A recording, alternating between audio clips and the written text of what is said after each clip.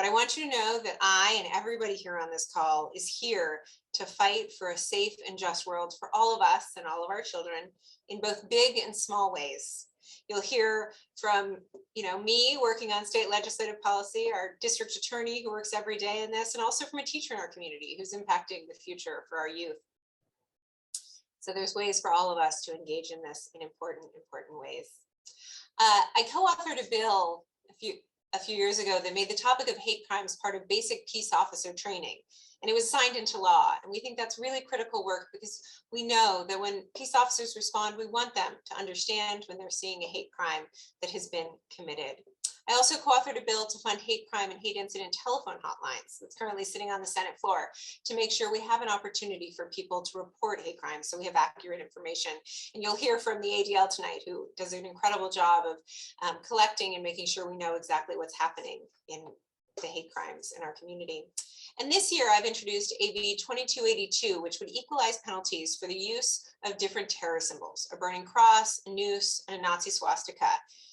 We will currently in our code, each of them is penalized with different penalties, but also you can place some of those in different places where you can't place others. And as far as I'm concerned, terrorizing our community is terrorizing our community with any of those symbols, and they should all be treated equitably. And we're going to make sure that they are all given the same level of penalties. We've received bipartisan support on the bill, and we look forward to it being passed into law and ensuring that our code is equitable across the spectrum. I'll point out that currently in the code, the cross is the one that is penalized the least, which is, as I see it, problematic. We need to ensure that our code is treating Black members of our community with the same level of respect and importance. Finally, I'm proud to serve on the Governor's Council on Holocaust and Genocide Education. To do this important work to support our schools in educating Californian students about the Holocaust, acts of genocide, and identifying and responding to bigotry is incredibly important to our future. We need to make sure our youth are ready and prepared for the inclusive future that each and every one of us wants to see. My colleagues and I are only part of the solution. Champions in our community are doing incredibly hard work every day to inform, educate, and change the way we think and act toward our entire human family. And so today I have an incredible group of champions with me, which is so fun for this conversation, to talk about the trends that we're seeing in their field and what can and is being done to respond to hate. So let me tell you about who's with me today. First, we have District Attorney Becton, our district attorney right here in Contra, Costa County. DA Becton is the first woman and the first African-American district attorney in our county's 167-year history. So she is shattering glass ceilings, and I'm proud to work with her. And I would point out, DA Becton is the only Black DA in all of California, in every single one of our counties, which I think is a shameful fact that I wanted us all to acknowledge at this moment. She should have more sisters and brothers across the state working with her. DA Becton leads a staff of 225, which includes attorneys, investigators, and victim witness and support staff. And she oversees a budget of $49 million to keep each and every one of us safe in our community. Before becoming district attorney, DA Becton served for 22 years as a judge in Contra Costa County, where her colleagues elected her as presiding judge, leading the county courts. She presided over criminal, juvenile, civil, and consumer cases. And as we hear her talk about this, you'll see that she really brings the balance of a judge to every issue she works on. And I think it's something I have an incredible amount of respect for. DA Becton is also the past president of the National Association of Women Judges. So DA Becton, thanks so much for being here tonight. Secondly, we have Rosy Reid, who's been teaching English and English language development for 19 years. She was named the 2019 California Teacher of the Year and received a 2020 Teaching Tolerance Excellence in Teaching Award. It's a lot of words, but it's an important award for her work promoting equity in and outside of the classroom. Whether she's teaching ELD, grade level English, or IB English, social justice is the heart of every one of her lessons, and it's going to be really fun to hear from her about the way she's really brought equity into education. It's such important work. And lastly, for now, although we're going to have a guest at the end, that's going to be a fun addition to this panel, is Nancy Appel, the Senior Associate Regional Director for the Anti-Defamation League, serving Northern California, Utah, and Hawaii. Nancy advocates for individuals experiencing anti-Semitism and other forms of bigotry frequently in our schools and workplaces. She regularly confers with law enforcement, educators, lawmakers, and the public about anti-Semitism, hate-motivated activity, and a range of civil rights issues. She also has extensive experience in legislative advocacy and facilitating hate crime workshops for law enforcement officers. And I will say that the ADL has been an incredible partner for me as a mom when I've seen issues in our very own schools. So they are a resource to each and every one of us when we see hatred in our community and want to partner in managing it. And I would add, is also a partner in educating some of our students. I know that some of our schools in our community are No Place for Hate Schools, which is a program that is a part of the ADL and is such an incredible, incredible addition to raising children who are inclusive and understanding. So thank you for all your hard work at the ADL. Okay, so let me get to this conversation because I know we're all excited to hear from these incredible guests. So let's start with you, Nancy. Can you talk about what trends you're seeing in your line of work when it comes to incidents of hate or intimidation? I know the ADL collects data on incidents here and more broadly, but can you tell us first about incidents if you know here in the Bay Area, but also more broadly in California? Sure. Thank you very much, Assemblymember Bauer-Kahan. And we enjoy our partnership with you in your office, with schools in your district, and are also proud to be a supporter of AB 2282 and to have testified on its behalf in the Assembly Public Safety Committee. So thank you for your partnership. Every year, ADL, for those who don't know, ADL is a 100-plus-year-old anti-hate organization founded to combat anti-Semitism, but more broadly, all forms of bigotry where we can. And we were a pioneer in the concept of hate crime laws from back in the day. So hate crime, hate incidents in our community are and have been and remain a top priority for us. Every year, ADL conducts an audit of anti-Semitic incidents. We've been doing this since 1979 as firm believers that you can't manage what you can't measure, which I think Peter Drucker, a management guru, first coined. So data drives policy. So you need to know that what the data are.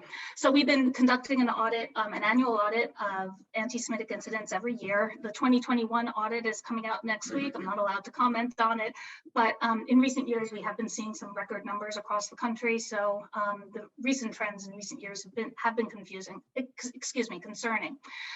We also do more informal data collection on specific trends that are happening in hate and extremism, like the anti-Asian racism and scapegoating that took place during COVID.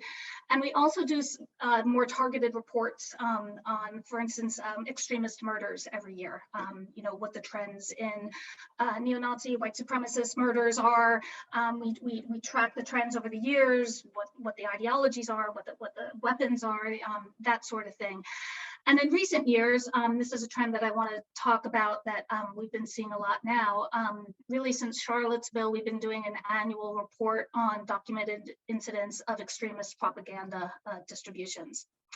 And so that's what I want to talk about here. And I'll put a couple of links in the chat afterwards, but you can also go and see a lot of the data that I'm about to talk about yourself on our heat map on our website, Hate, Anti-Semitism, Extremism, and Terrorism, where we actually put on an interactive map of the entire United States where these sorts of incidents are taking place.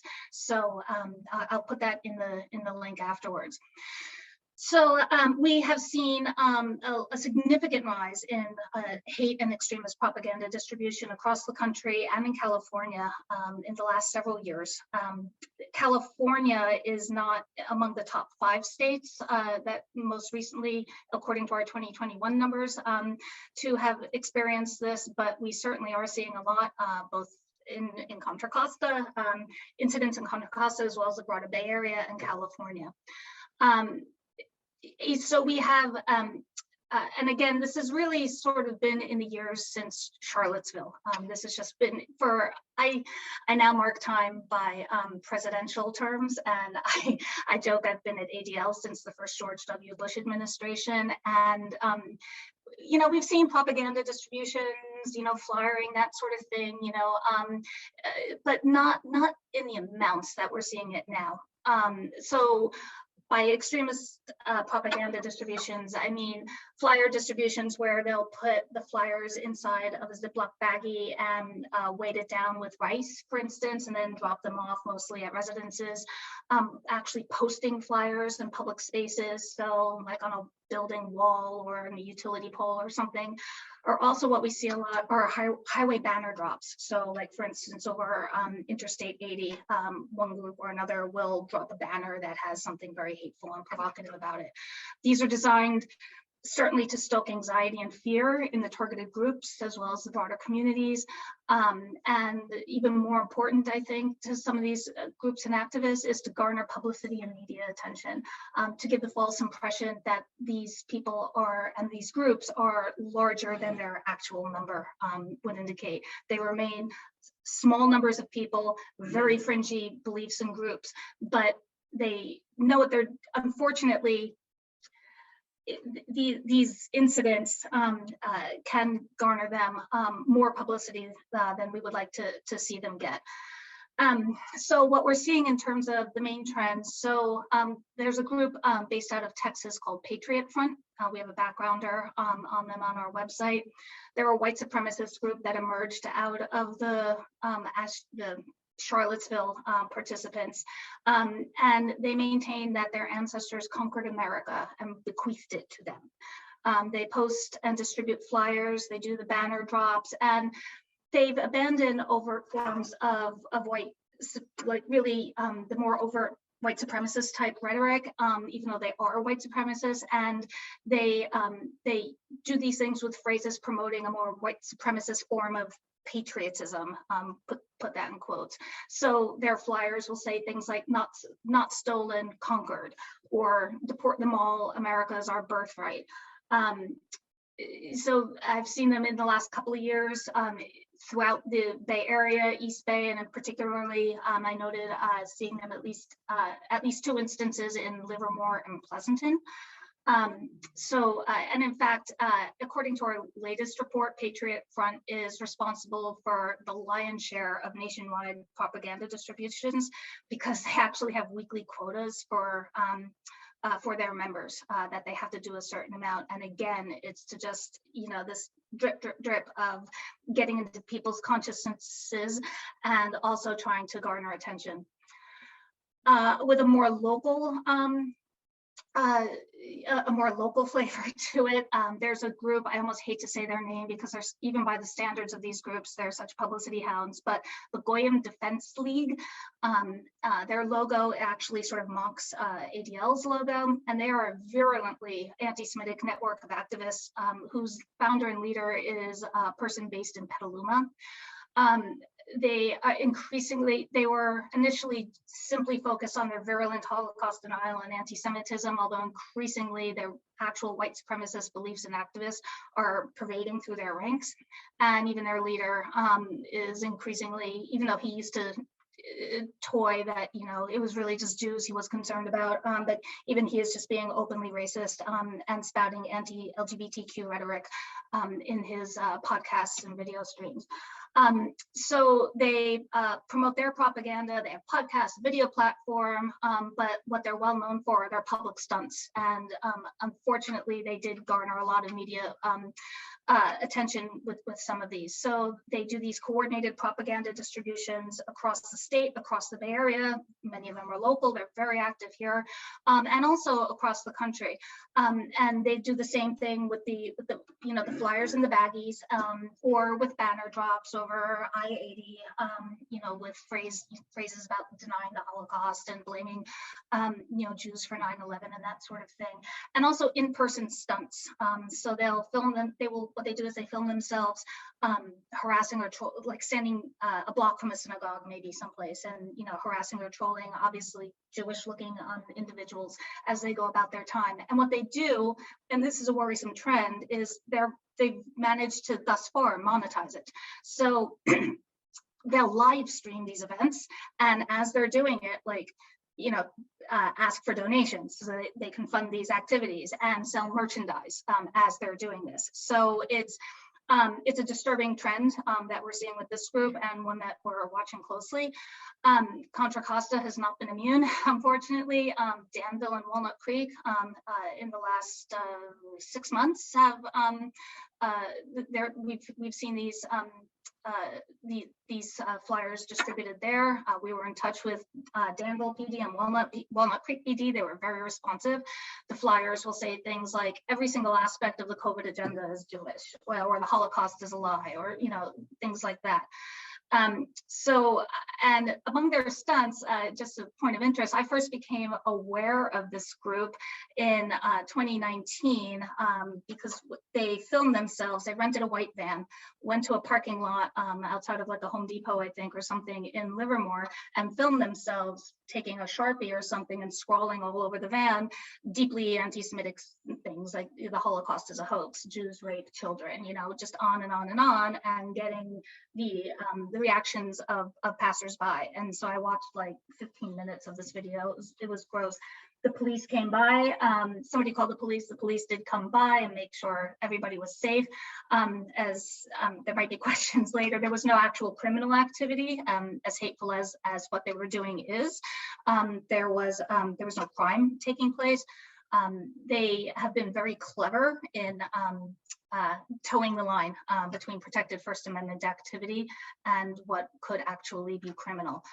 There might be times when they might violate a local ordinance with a banner drop. That happened in Orange County, but thus far here, they've been pretty clever. And what was disturbing in the video, well, many people who saw them in the video and were filmed walking by, had looked appropriately disgusted, but there were a few people who cheered them on. So it was a little, it made it a little bit that much more disturbing to see. There have been a smattering of other flyering distributions from smaller groups that we've seen in the area, but I just want to note that so there was another, compare and contrast, there was another flyering up in the Carmichael area with Aryan Nations flyers.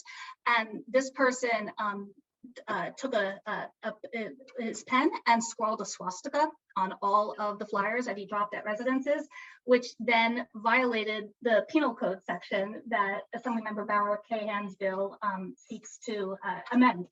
Because if you use a terrorist symbol, include, as the statute says, including a Nazi swastika on somebody's private property with the intent to terrorize, etc., then that is punishable as a misdemeanor. Law enforcement worked overtime. They managed to identify this person, and he was successfully prosecuted. So with that, I'll just wrap up. Happy to answer any questions later about other trends, and just hand it back to the Assembly member. And thank you also to Diana Becton for her successful prosecution of a Concord resident who was making credible terroristic threats to the Jewish community. I'm sure we'll get into that later, but just wanted to say that. Yeah, thank you, Nancy. And I think it's so important that we remember that, you talked a lot about propaganda and speech, and obviously the First Amendment is an important value for all of us. I think, but part of what I've spent a lot of time now working on this legislation around terror symbols and reading the First Amendment jurisprudence on it. And the First Amendment does not say you can use speech that intends to terrorize. That is absolutely not protected speech. And what I think is so critical to remember, again, as the granddaughter of Holocaust survivors, is that it started with propaganda. Right? I mean, it doesn't start with death camps and death marches, right? It starts with just this slow drumbeat of hate, right? And so that's why I think the work you guys do to really be on top of that, to make sure we're standing guard against that propaganda and that hate, so that we don't pass further along into what is clearly problematic activities, is so critical. So thank you so much for highlighting that. Diana Becton, I want to ask you, what have you been seeing in our community when it comes to, hate and these kind of crimes? Well, I think Nancy's done a really great job of kind of giving us the overview of what we have seen.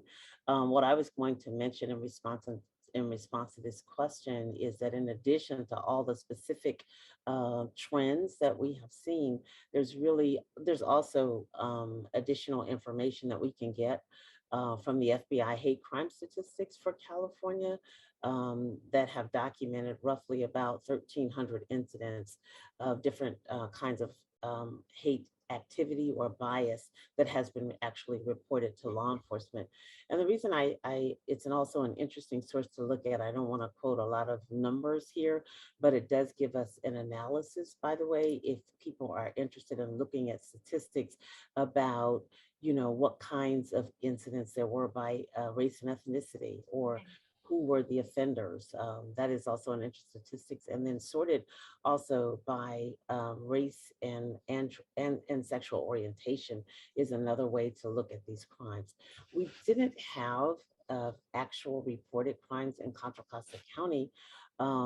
They were relatively low as of 2020. Most cities in the county reported one or two kinds of incidents that were reported. Walnut Creek did have the highest number, and El Cerrito, I think, came in second. But in addition to the great work that ADL is doing in terms of keeping track of the trends and also keeping track of where these trends are happening and what we're seeing, the FBI's website is also a good source to get more specific. That's helpful, thank you. And it's part of what you can see on the FBI website is also sort of a trend over time, which I think is really interesting to see, because they release that data annually. Although I think 2020 they haven't done 2021 yet, if I'm correct. So we're still waiting for that. Yeah. And Rosy, anything to add on this? And you're seeing as Yeah, I would just like to add that if we're thinking about trends, as a teacher, this is my 20th year, and for a long time, I saw a rise in people's willingness to talk about race, to talk about systemic racism, to talk about hate crimes, to talk about implicit bias. And from like 2010 or so to 2020, it was really like going up really steadily. And then 2020, we had the tragic murder of George Floyd, and it just, went through the roof. People were talking about these issues. They were going to change how they did business. And about 6 months to a year in, I don't know if it was compassion fatigue or issue fatigue, but I felt like people really stopped talking about this. And parents got more upset when race was coming up in the classroom. And then we saw like this rise of opposition to anything that was considered critical race theory in the classroom, right? If you're teaching anything about race in a connection to today, in a connection to how historical racism is connected to what's going on in society today, that is seen as critical race theory. And even though it's not as extreme as you would see in a lot of other states, you do still feel that as a teacher. You do still get emails about why are you teaching critical race theory? You see that at the board meetings.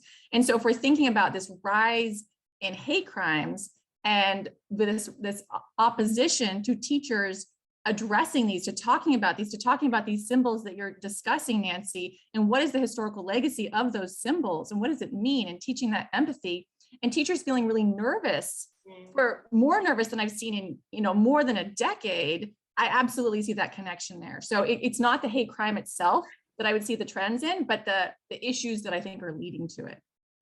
So interesting. And it is really important that we, and I mentioned the ADL's No Place for Hate program that's in our own schools, but it is, it's important that they learn it, and that they learn it in appropriate context. And so I appreciate that.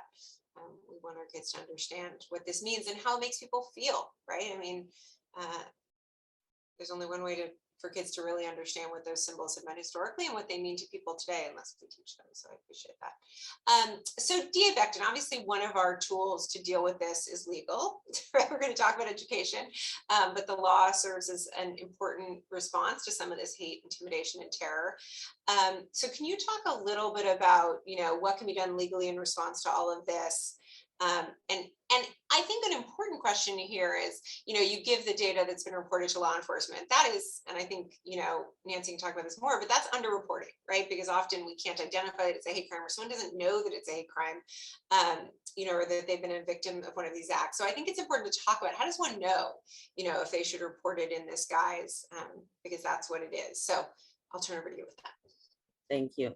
Thank you, Assembly Member. So one of the things that I always like to emphasize, because we do have the tool of prosecution, right?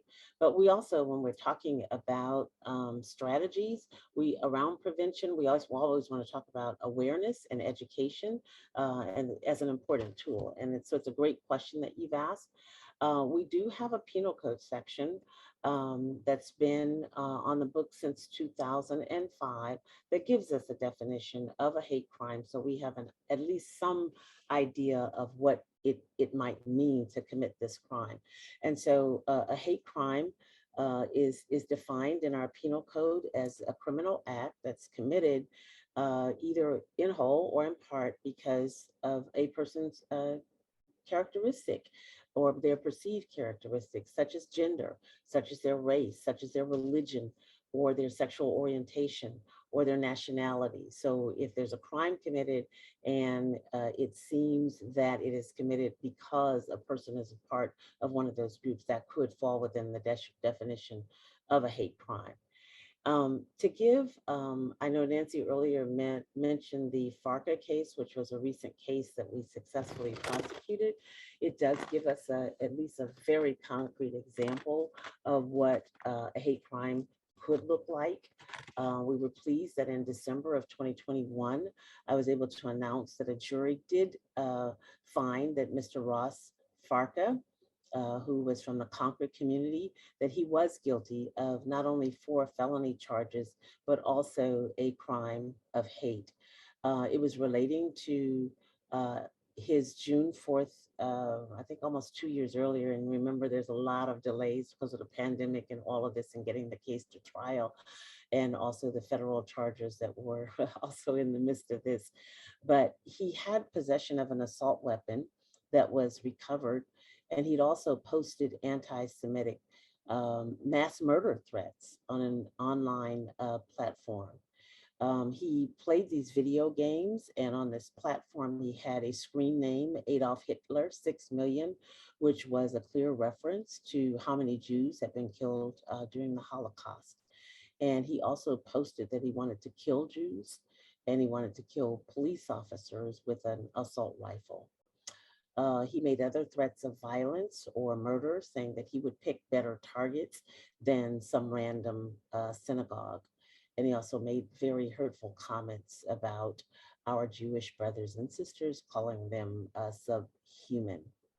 So he also talked about the fact that he was inspired by 2 mass shootings that had taken place. And so he left a lot of footprints, if you will, that led us to be able to prosecute him.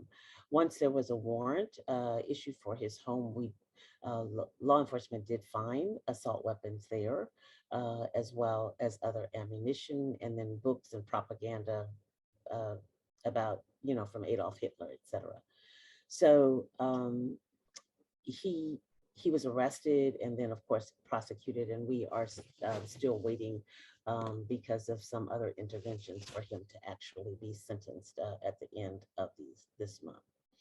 I think for those who think that they might have been victims of a hate crime, legal recourse is something that we would promise to pursue with rigor if we find that there are elements of criminality. I think it's important for citizens to know that if any incidents occur that you think might be hate crimes, that one, you should document them and try to document the specific incident and the language that was used, and certainly take those reports to your local law enforcement so that they can come out and investigate. I'll talk a little bit later about what we can do with our law enforcement partners as well in terms of educating them. And I think there's some legislation too around protocols for our law enforcement partners. Thank you, DA. And thank you. I want to just say on behalf of, as a member of our Jewish community here in Contra Costa County, I want to thank you for your diligent prosecution of Ross Farka. I think it was obviously incredibly frightening to our community to know there was someone who, had that arsenal of weapons and felt the way he did, and what risk that posed to our community. And your communication with the affected Jewish community throughout that prosecution was incredibly valuable. Thank you. And I think that's what, all of these groups, right, that are affected by hate and terror threats really, at the end of the day, hope for, is to feel like our community has their back and is protecting them. So thank you. And Nancy, anything to add on that and sort of where the law can come in to help address these issues? A lot of it too is we think proactive, just and effective communication with the community. So we'll get sometimes calls or inquiries into our office saying, this hate crime occurred, and it probably was not technically a hate crime. There was no criminality. They said, I told the police, and they said, oh, it's, they can't do anything, and cops don't care. And I said, okay. And so what did the police say? And they just said it was First Amendment activity.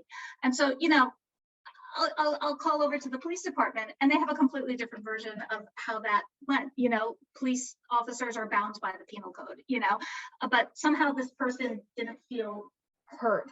And I'm not saying that the person was reasonable or unreasonable in their assessment of the interaction with the individual officer, but even in cases where there's no actual criminality,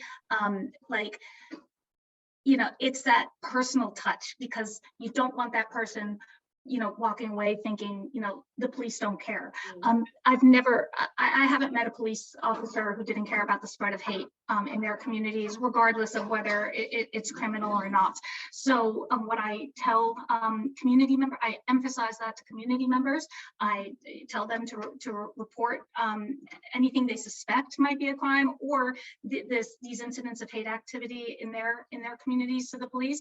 And I, to the extent possible, just talk to the individual officers about, the community relations aspect of it. But I think we're really lucky here in the Bay Area, and other communities across the country are not as lucky with, I think, how seriously so many of our departments take the spread of hate in their communities.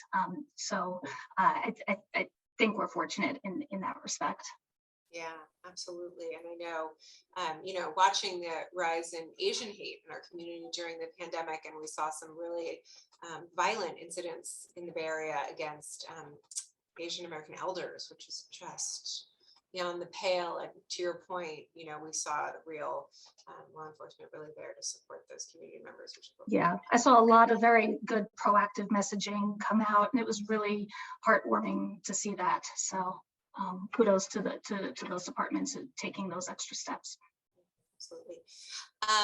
So let's talk. Okay, now we're going to switch over to moving away from the law, though you all know I love the law because I'm a lawyer. But so part of what we're talking about is what people learn, right? I mean, hate is learned. And, it can be learned in a lot of places, and, it can be learned, one can learn to hate or love thy neighbor in books, in community groups, social media, in their schools, in their curriculum, et cetera. So Rosy, I really, I invited you on here because I wanted you to talk about that. I think it's so critical that we have, community members who are learning, not to hate, but instead to be inclusive. And so, I want you to talk a little bit about the work you've done around books and curriculums with your school district on this issue. Absolutely. But before I talk about what I've done as a teacher, I do want to talk a little bit about being a mom. I am a mom of 6 kids. And so I think it's really, really, really important that this starts before kids even get to school.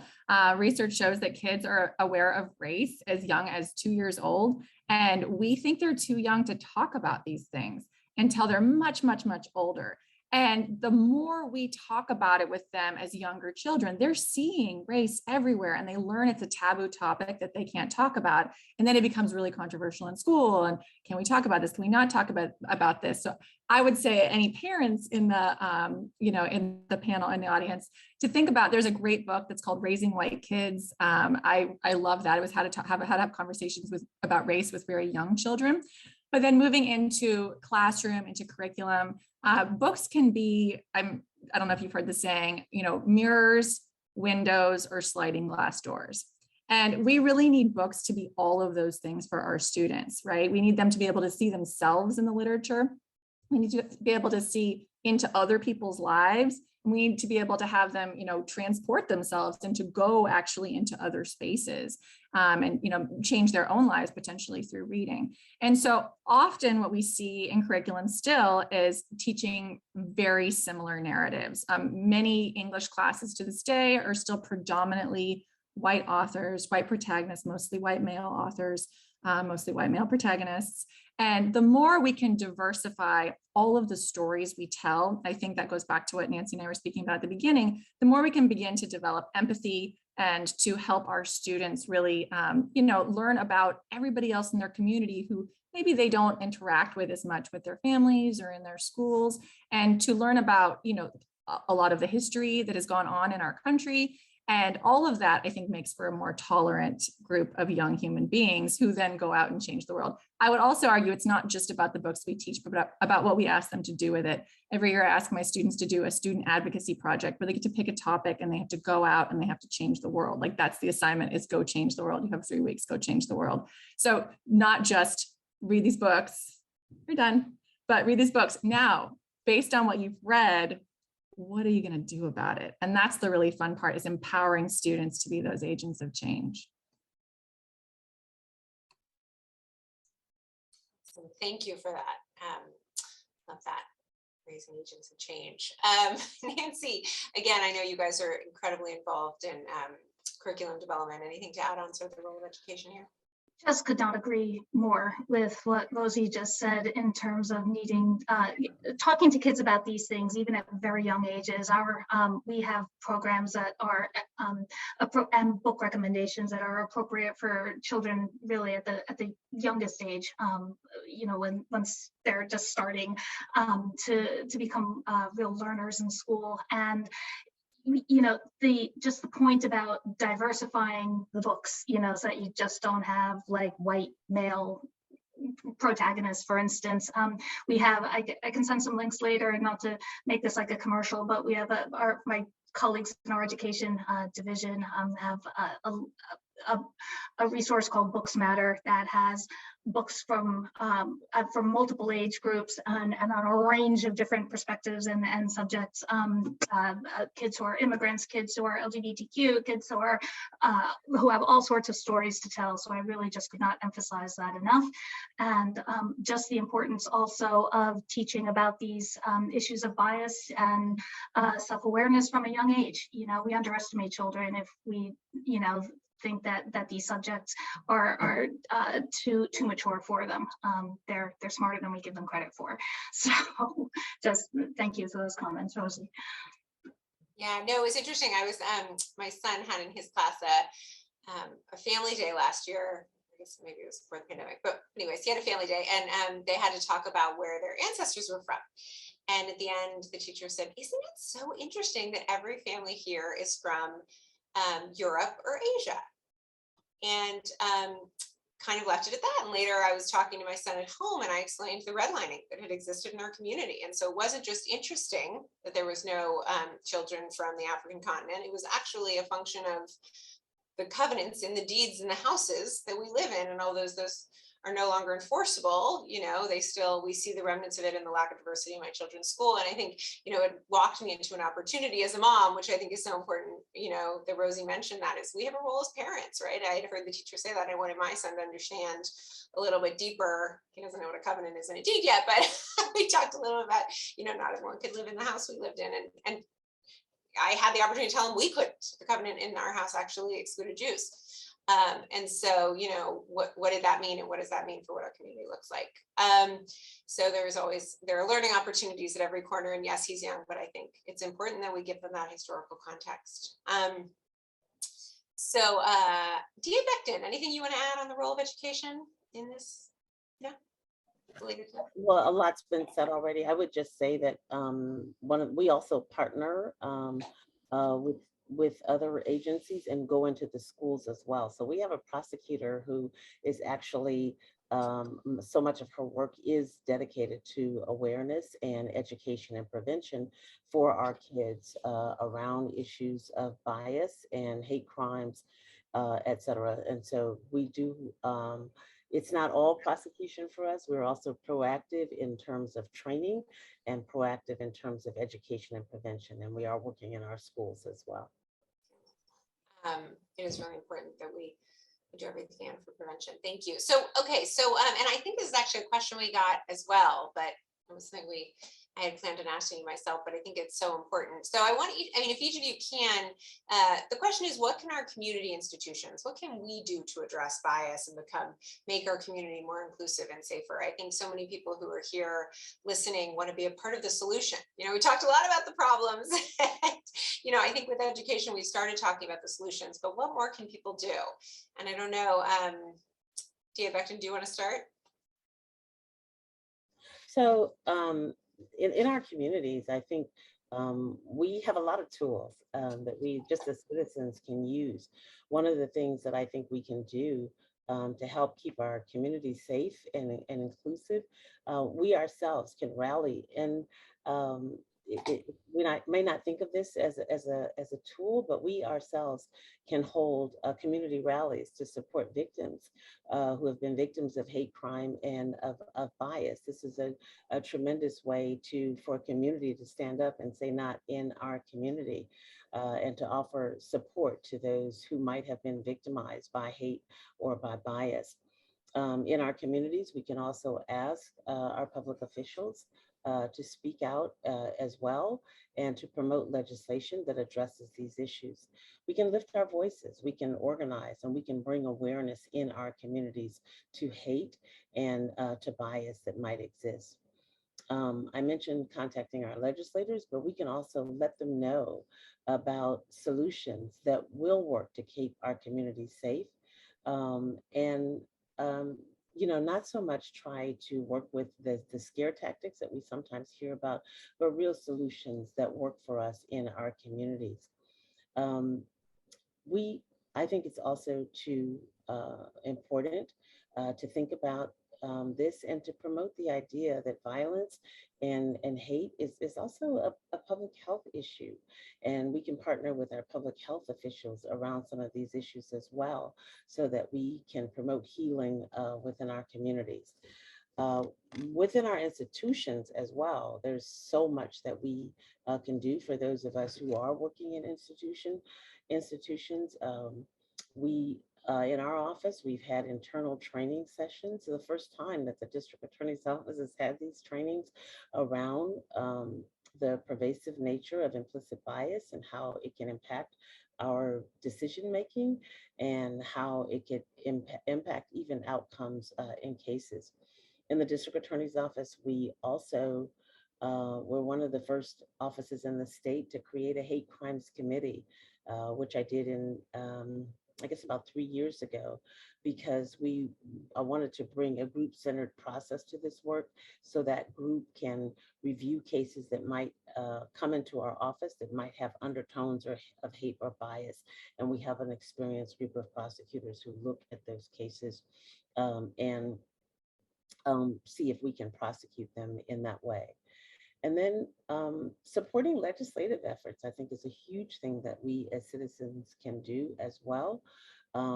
There's a gap. I remember the first time, sometimes we meet with community groups and they ask us, well, why don't you prosecute this as a hate crime? I mean, it's what it is. But sometimes what we find is that the tools that we have to use to get to a felony conviction, by the way, 422.6 is the hate crime itself is a misdemeanor. And sometimes the behavior and the conduct is much more serious. And that's why you might see us charging other types of crimes that don't necessarily sound like hate crimes, but they actually get us to those higher levels of punishment that might be warranted in a particular case.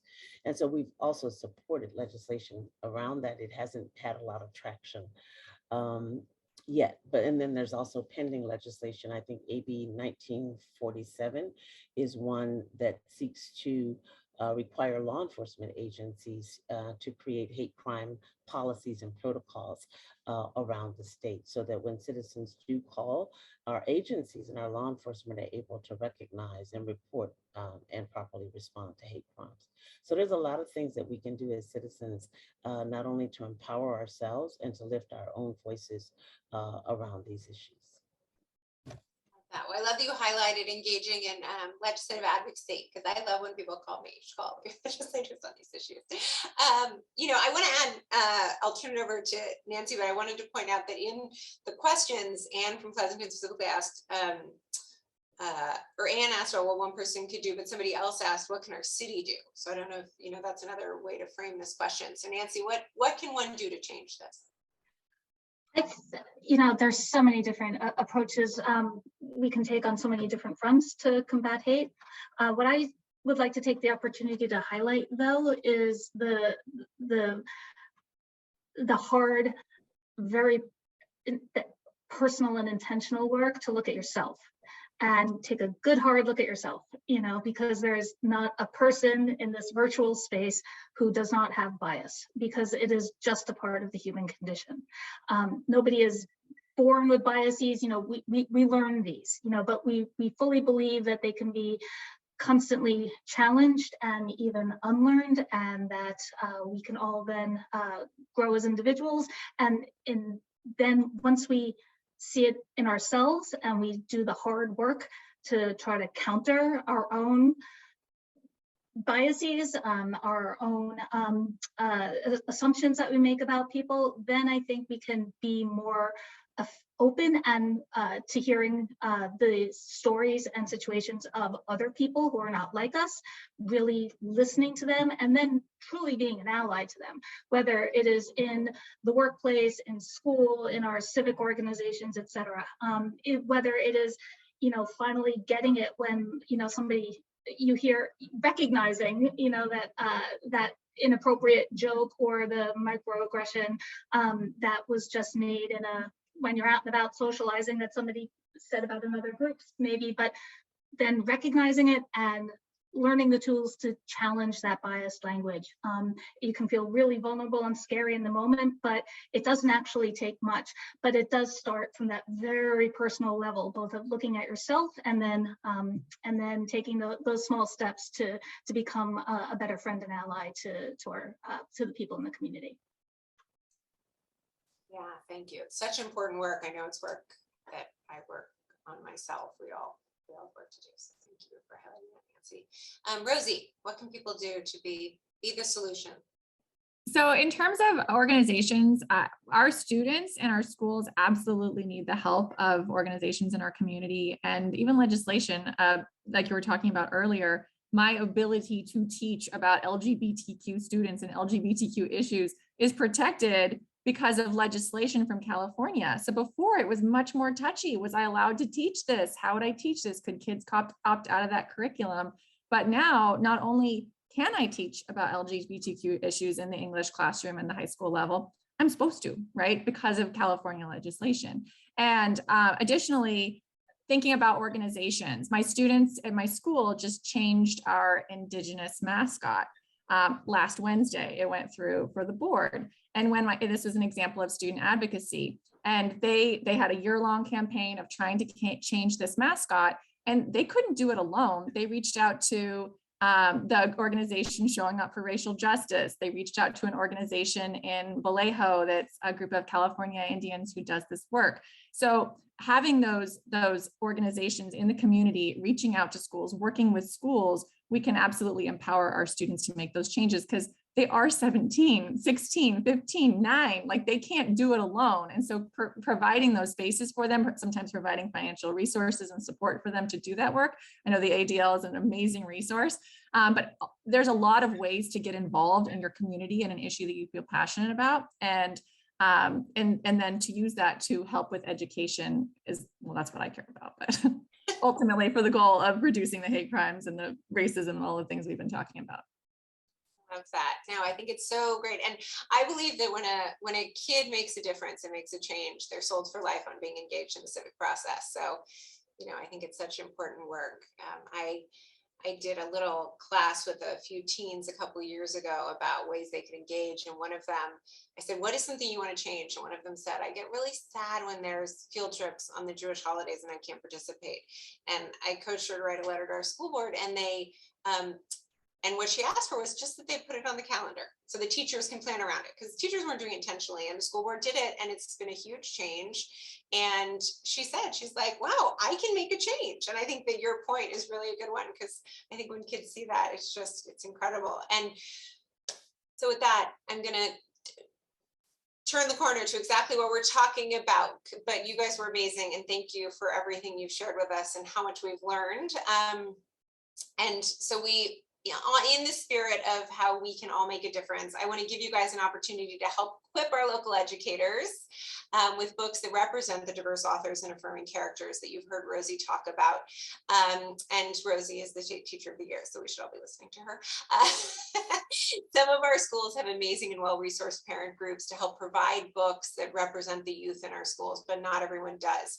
So for teachers who want to build libraries but don't have the resources to do that, we want to give you the opportunity to provide books that will allow kids to do exactly what Rosy talked about, which is see themselves in the books and transport themselves into other people's life experiences.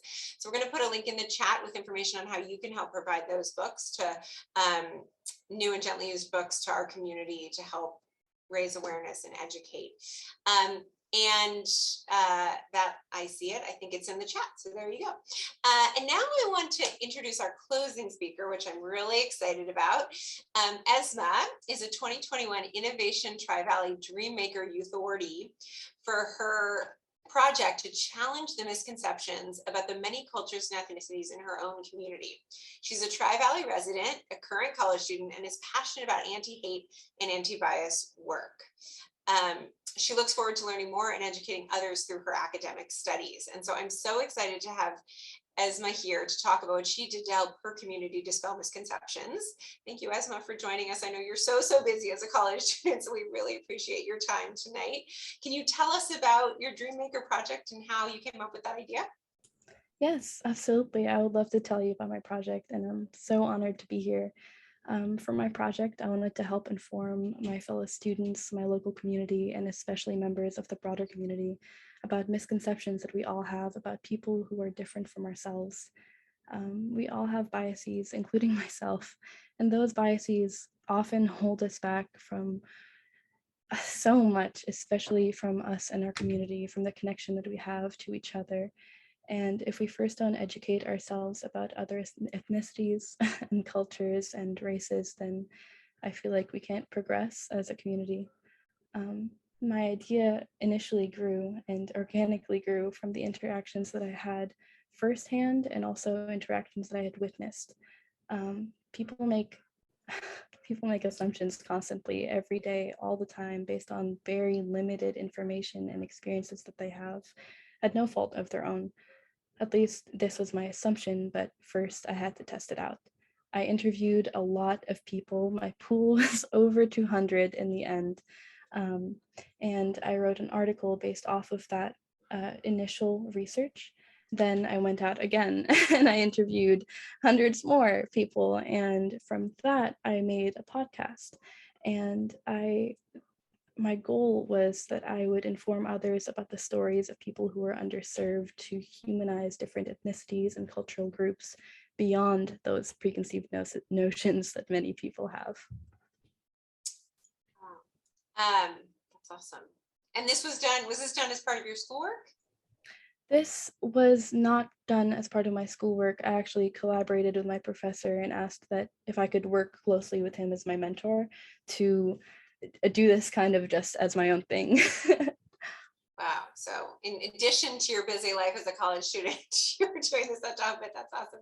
And so talk about the help you received from your professor.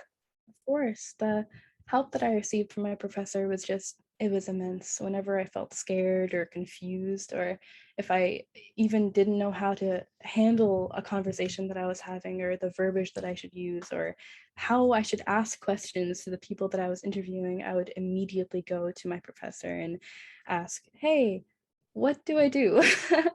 And he met that with such warmth and encouragement and support, and that truly spoke to me, and it just made me feel so encouraged to get my work done. And I feel like I wouldn't have been able to produce the work that I did without his help.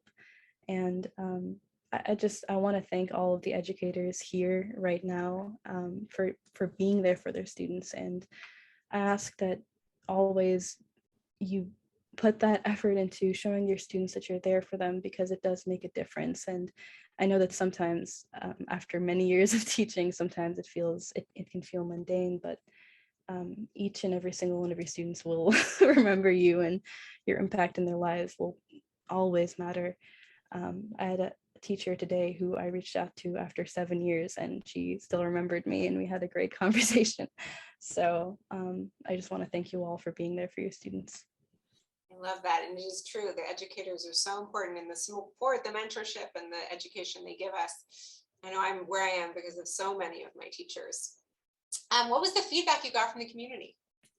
The feedback that I got from my community was great. Of course, I had some trolls, but I know that I was stronger than that. And I looked at the positives, and there was such an outpour of support towards what I had created, both for the journal article and for the podcast.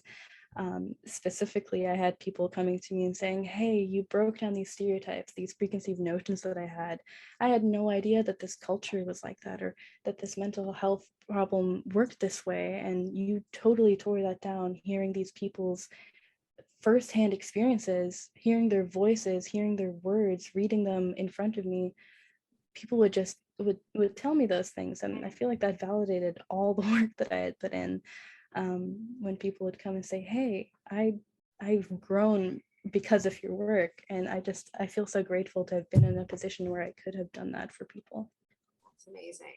It feels really good to know you're making a difference and to actually hear it. Most people do it and they never know, right? As you talked about some of those teachers who probably don't know the lives they touched, but I love that you got that feedback. I'm sure there were more people who you touched you didn't know about. So what are you up to now? So now after creating that podcast and the article, I've done a few others that are similar, but I wanted to highlight those because of how in-depth they are and how large of a pool of people that I worked with. Currently, during these past few months specifically, I've been focusing on working on the field with young people, adolescents who are going through trauma, specifically through foster care. And I've been working with kids aged 0 to 12 here in my community, working with them through their trauma, helping them through different mediums, just really being there rather than creating physical projects like articles or podcasts. I've been there present with them, just learning about their behavior, taking analyses of that, and hopefully incorporating that into my work in the future. I love that. Well, I can't wait to see what comes for you in the future. You're obviously an incredible leader who's doing really valuable work. So I'm glad you're getting honored for it and that you could be here to tell the community about it, because I think it's really so important that we highlight, especially young people like you who are making a difference in changing the community and taking us into a better time. So thank you. Thank you so much. I'm glad we finished with you, because I think that's the hope we all needed. So, and one of the questions actually I saw, which we don't have time for, I'm so sorry, was can each of the panelists talk about their vision of love? And I feel like you have really put out the spirit of that, of what a future with love looks like. So thank you. So I just want to thank everyone for coming, and for our panelists for being so incredibly educational and inspiring us to move forward in this work in ways that each of us can, and that will look different for each of and every one of us, as you've heard, even on these 5 people on the panel, our work looks very, very different.